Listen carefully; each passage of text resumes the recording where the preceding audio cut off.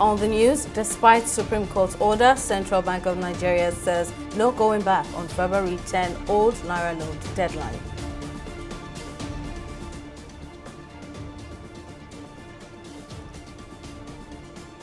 Again, court extends order stopping Rivers State Governor Nyesom Wike's suspension from the PDP.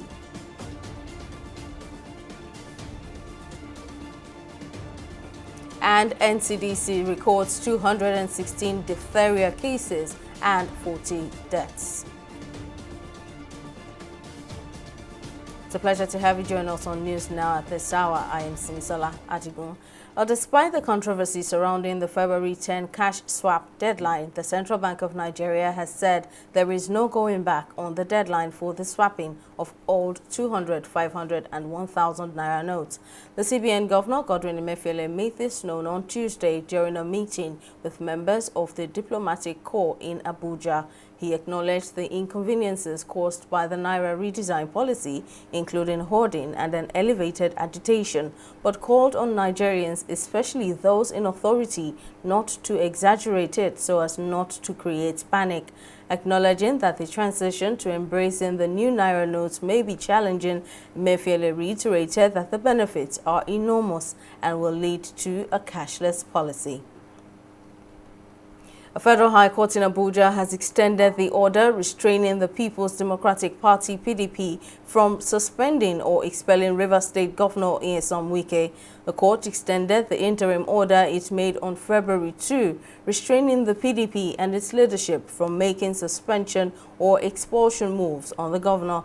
Wike had, through his lawyer Joshua Musa, informed the court that the first to fifth respondents served him with a counter affidavit they filed in opposition to the suit and therefore applied for a short adjournment to enable him file his response to the respondents. The governor also prayed for an order directing all parties to maintain the status quo. After hearing Wike's lawyer, Justice Omotosho granted all the reliefs sought. With the re-emergence of the diphtheria virus in Nigeria, the Nigeria Center for Disease Control (NCDC) says it has recorded 216 new cases and 40 deaths in the country. The NCDC, in its latest diphtheria situation report, said 189 new suspected cases were reported from 3 states, Kano, Katsina, and Lagos states. The lead of the Diphtheria Pertussis Technical Working Group in the NCDC, Bola Lawal, who revealed this, said the agency is currently supporting the response activities in Kano, Katsina, Lagos, Osun, Yobe, and other states, adding that poor vaccination against diphtheria has been the major driver of the outbreaks. The federal government has been called upon to pay more attention to neglected tropical diseases in Nigeria. This call was made by the Youth Development and Empowerment Initiative (YEDI) during a medical outreach and sensitization in the Ajegunle area of Lagos State, organized by the group. The director of YEDI, Tomisin Adeoye, said the medical outreach was in commemoration of the World NTD Day 2023, themed Act Together, Invest in Neglected Tropical Disease. According to health specialist Moreni Keji Balogun, there is a need for the government to formulate favorable policies and continuously create awareness about the NTDs, and there are no available drugs for treatment in Nigeria. Health management is not just the responsibility of one person, it is a coalition between individual, institutions, and even the government. So what the government has to do in most cases is more of the policy formulation. An institution will bring these policies into life. And as for individuals, there are things we can do at individual level, in our community level, like, okay, now, is it the government that will now come and tell me that I must use one medicine by force? No.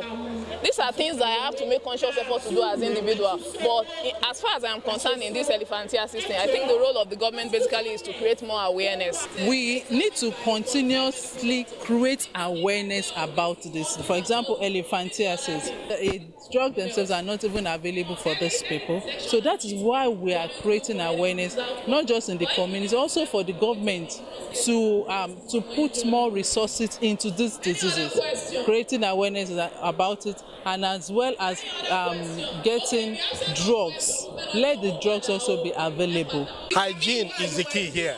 if you are to live in an hygienic environment, you definitely, of course, reduce the chances of having this disease by 50%.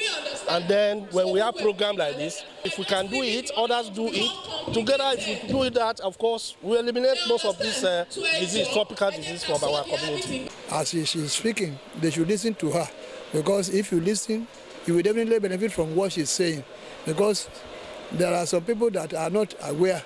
They are very ignorant about what is causing this malaria they are talking about. But if you listen to her advice, you benefit from it.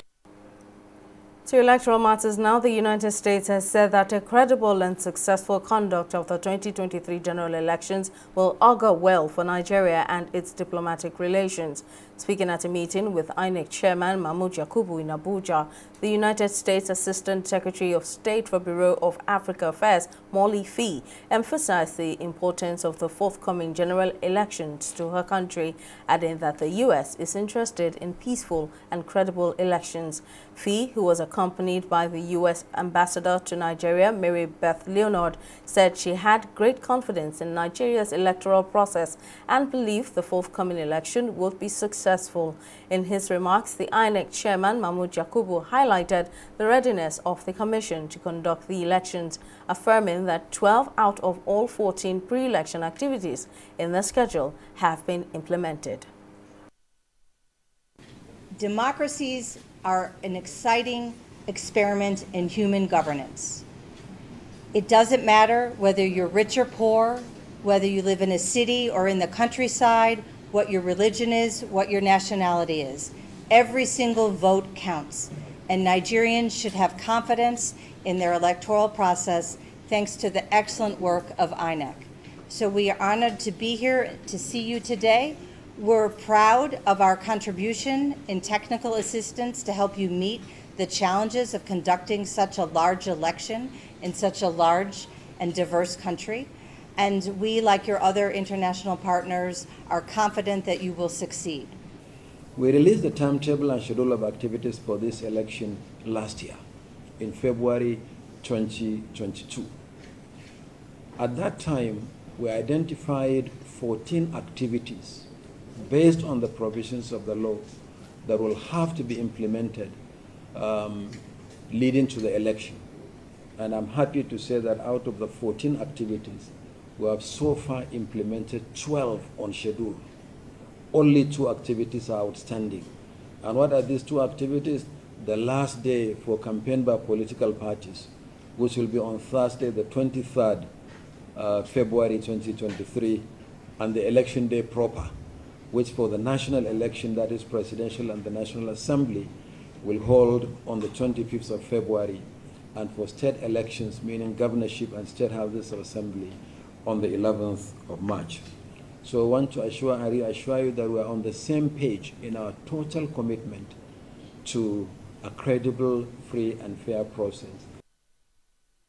The federal government has called on the government of Finland to act proactively in addressing the threats issued by Simon Ekpa. Minister of State for Foreign Affairs Beiru Dada said Ekpa is living in the comfort of his home in Finland and the Finnish government must be alive to its responsibilities. The Finnish ambassador to Nigeria underlined the importance of peace during the general elections, while also adding that the National Bureau of Investigation in Finland and the law enforcement agents in Nigeria are working in concert to address the situation. She, however, advised that the fundamental human rights of Simon Ekpa must also be factored in.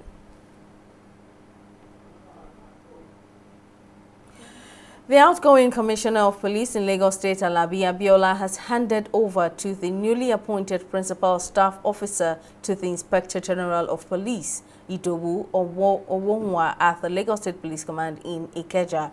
In his brief remarks, Abiola said the new CP is coming in with a wide range of experience, adding that he was handing over to a dedicated and hard-working officer. Speaking at the signing and handing over ceremony, the newly appointed CP Owonwa commented on the effort of the outgoing CP Alabi, assuring that he will continue the good works of his predecessor and called for support to exercise franchise during elections without compromise. Today marks the end of my tenure as the 37th Commissioner of Police of Lagos State Command with a great sense of professional fulfillment. It has been a full year of policing the most cosmopolitan and populous city in West Africa. There is no doubt that we had some security challenges of which we were able to surmount to the glory of God. It gives me a great joy to note that during my tour of duty at the Lagos State Police Command, there was no major security challenge that led to a serious crisis. We were able to bring crime to the barest minimum and dealt a big blow to traffic robbery, especially with the state-sanctioned ban on use of motorcycles in certain local governments of the state and strategic motorized patrol in identified areas during the peak traffic hours. I honestly urge all negotiants and the press to accord the new Commissioner of Police, my very good friend, my comrade in the force, CP Idowu, maximum support in the discharge of his duty of piloting the affairs of safety and security of lives and properties in Lagos State. As I assume the leadership mandates at the Center of Excellence on this day, I shall optimally leverage on these strengths in my vision to positively change the policing narratives in the state. Towards this goal, I assure that I will draw my professional experience and deploy all society strategy towards upscaling operational standards of policing in all aspects. This will involve the deployment of citizens' engagement strategy, intelligence-driven tools, and strategic approaches to crime prevention, detection, and prosecution. Of course, the outgoing CP has made this easy for me because the framework which I will build on has already been established. To protect children against physical, mental and sexual abuses, the Lagos State government has engaged 400 parents and caregivers from Education District 2 at an event tagged Parents Association Conference on Child Safeguarding. The engagement, held in Ikeja, was organized by the Lagos State Domestic and Sexual Violence Agency in collaboration with the Office of Education Quality Assurance. Speaking at the event, the Executive Secretary of the DSVA, Titi Lola Vivo Adeniyi, said it had become expedient to protect children from abuse that could spiral into violence. Vivo Adeniyi, who was represented by the head psychology department of DSVA, Olive Oluwagbemiloke, said the conference was designed to enlighten parents on the process of reporting cases of violence and abuses on children. Nowadays, a lot of parents use the wrong method of correcting children, and they use punishment rather than discipline. You know, when a parent is frustrated with a child's wrong behavior, they want the child to suffer from that. And this, we have known, has led to a lot of violence in the society, a lot of rebellion from the child, a lot of aggressive behavior, and all sorts. And now, I'm coming from the psychological angle to shed light that punishment over time has not been an effective tool to correcting wrong behaviors in children, rather discipline. There are various avenues to deal with different situations. So if it involves arresting the culprit, the police is there. If it involves going into legal stage, going to court, DSV and Ministry of Justice is there. If it involves taking the health care of that child, the Ministry of Health and so on are there. So it's a multi-agency activity. So not only OEQA, but OEQA is so much concerned when it involves school children. Hope and high opener for most of the parents to take their children very serious. Since the Lagos State has set up a body called Child Rights Law for the protection of our children, it is now for us to work on that law and make sure that our child are well protected. And if all these things are taken into cognizance, in fact, I believe a lot of abnormality, a lot of social vices that is happening around Lagos State will get reduced tremendously. If parents can be intentional, checking for who they leave their children with, checking the school the children go to, do they have a child protection policy in their schools? As parents, you must go an extra mile. Who are the people that mind my children in my school? Have they all signed the policy? Do they understand the place of protecting children from the school environment? These are the things, even in the church. Every church too also can come up with a child protection policy. A mosque can come up with it and make sure that all their workers, so far you are handling children, you should have signed the child protection policy. We'll take a break here, but still to come, World Health Organization to meet over Marburg virus outbreak. There's details of this story and more right after this break.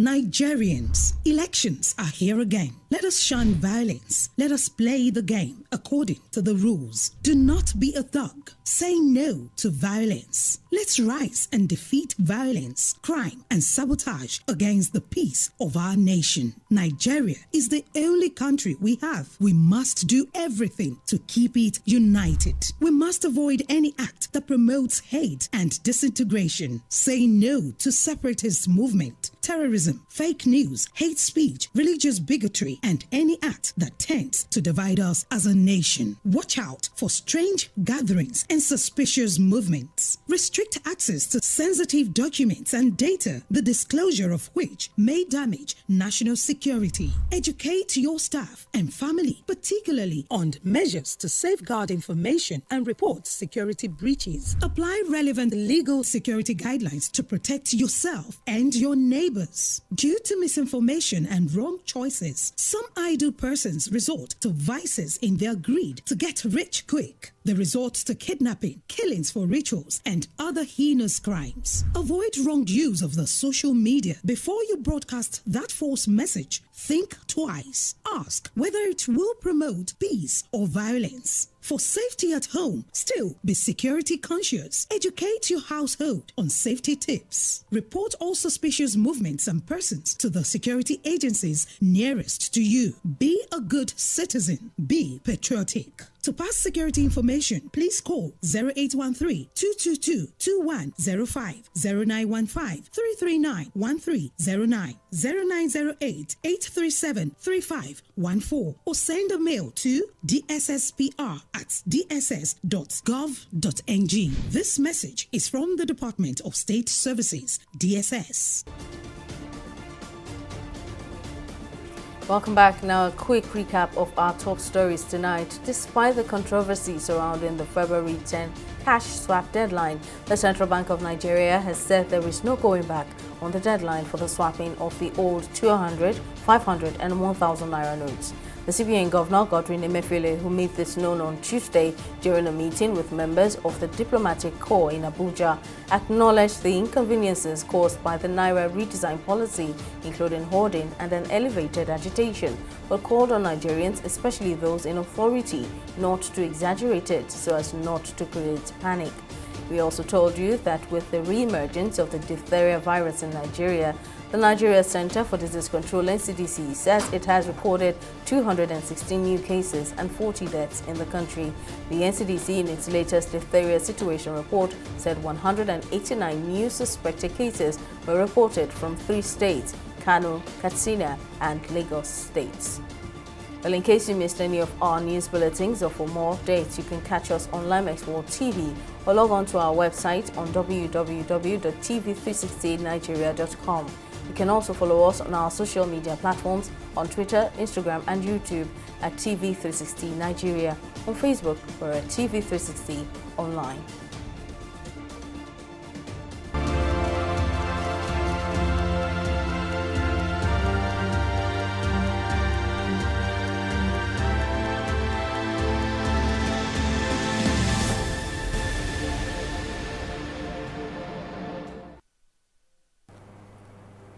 A new congressional panel created by House Republicans has launched an investigation into the origins of the coronavirus pandemic by requesting document and testimony from health intelligence officials who have worked in the Biden administration.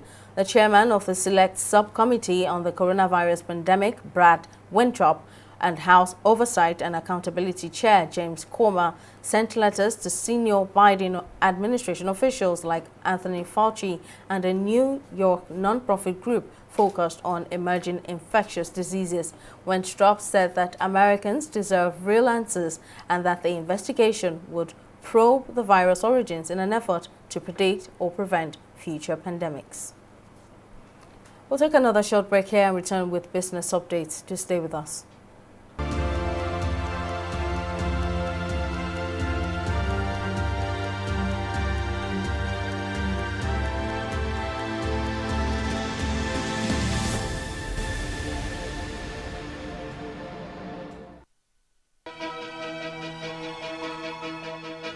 Opinions are free, facts are sacred, but truth is universal. How, in practical terms, can we, for instance, de-escalate the tension? President must see himself as the President of the Federal Republic. We know where the enemy is. 3 places. The Lake Chad Basin, the border area between Nigeria and Cameroon, and then the Sambisa Forest. On TV360, we give you a complete dose of everything. Opinion, facts, and undiluted truth. I hardly believe what politicians have said in this part of the world. A new Nigeria is possible, a future is possible. We delve into the issues, dissect it so that you can understand it, use it to take action. I don't think there's any need for any governor to look for grant for ranching. TV360, dissecting the issues.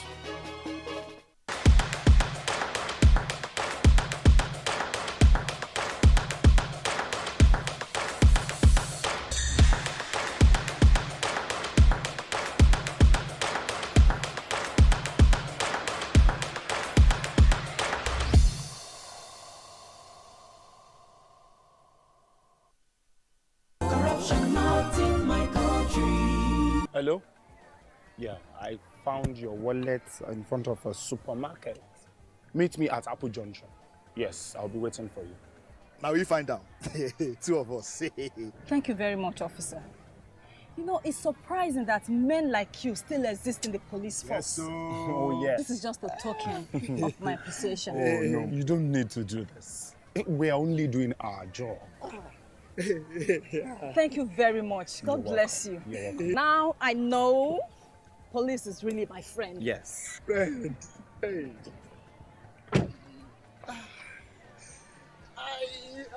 Which came up with this one? I don't understand. You know your problem. You are greedy. I'm a policeman who is doing his job. All forms of corruption in the force. Not in my country. Corruption not in my country.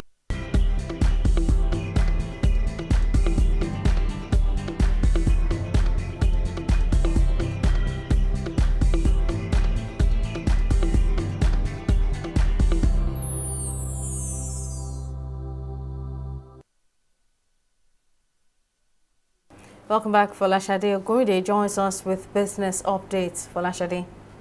Well, many thanks, Semisala. And in business, Nasarawa State Governor Abdullahi Sule has said preliminary findings by the Nigerian National Petroleum Corporation Limited has revealed that there is crude oil in Ago, Tashi and Asakio communities in Obi local government area of the state. The NNPCL had found oil in Kiana, LGA and preparations on top gear to commence its drilling in the month of March. Speaking during an interactive session with APC stakeholders in the Obi LGA on Tuesday, Governor Sule said his administration will not relent until Nasarawa State begins to enjoy the 13% derivation as an oil-producing state. The governor further said that the state government would sign a memorandum of understanding with the NNPCL on February 18, 2023 to enable them commence the drilling of the oil in Kiana, LGA without any hitches. The governor of the Central Bank of Nigeria, CBN, Godwin Emefiele, has said that the point-of-sales POS agents who charge above 200 naira for the CBN cash swap program will be arrested and jailed when caught. Emefiele said this on Tuesday during a visit to the Ministry of Foreign Affairs to discuss the monetary and currency redesign policy of the bank. The CBN governor further said that the POS operators can come to the CBN to be compensated for any extra costs incurred in getting the new notes rather than charging a higher fee on customers. We'll take a breather now and be back with a review of the stock market. Just stay with us.